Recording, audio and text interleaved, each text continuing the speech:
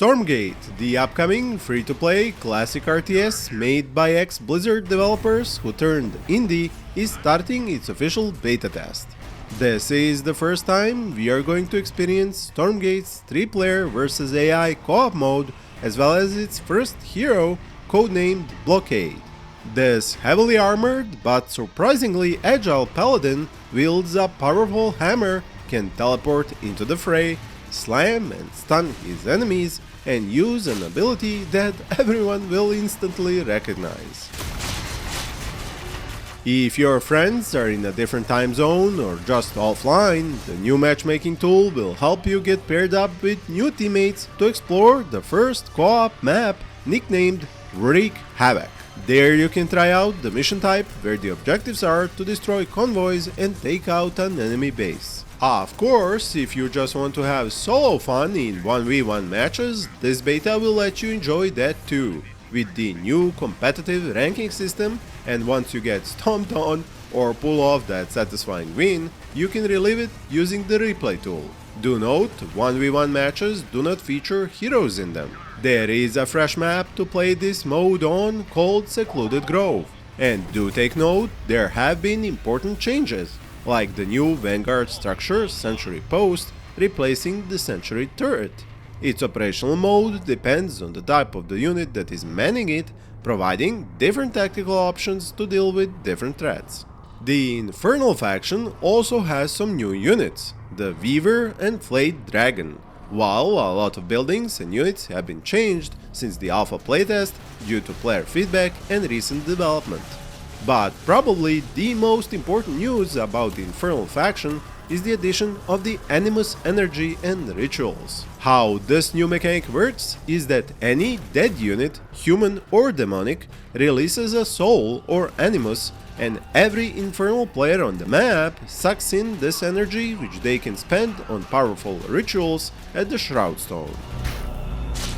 I think that the developers at Giant Studios have outdone themselves with not just the uniqueness of how the Infernal faction produces and uses its units, but also how asymmetrical it is compared to the human resistance. They have truly set themselves up to raise the bar for competitive base building RTS games across the board, while still keeping some elements we all love and enjoy, like map boosts protected by creeps. At least that is one of my favorite elements in Stormgate. You can tell me yours down in the comments. And even if you are not the most competitive player out there, they have made sure to make playable modes like the new co-op versus AI mode, so you can enjoy Stormgate in the way that most suits you. If a campaign is in fact your favorite way to play games like this, don't worry, there will be one, but it won't fit into the free content of Stormgate except for the introductory campaign. The rest of it will be sold in chapter packs, not unlike how it was done in StarCraft 2. Developers plan to release more campaign chapters seasonally, meaning several times a year. This closed beta is also an excellent opportunity for many to experience Giant's advanced no-play engine, which along with the game's main engine supports an increase to an amazing 64 tick rate compared to something like 22 in StarCraft 2 and just 8 in Age of Empires. You might be asking, okay, but what do these numbers mean for me as the player? Well, it means that Stormgate handles player input 3 times faster than the current best competitive games, and will boost gameplay responsiveness by a large margin. One more benefit of this no-play engine is the implementation of the rollback feature. This used to be something only fighting games used, but now, for the first time, an RTS game will benefit from it.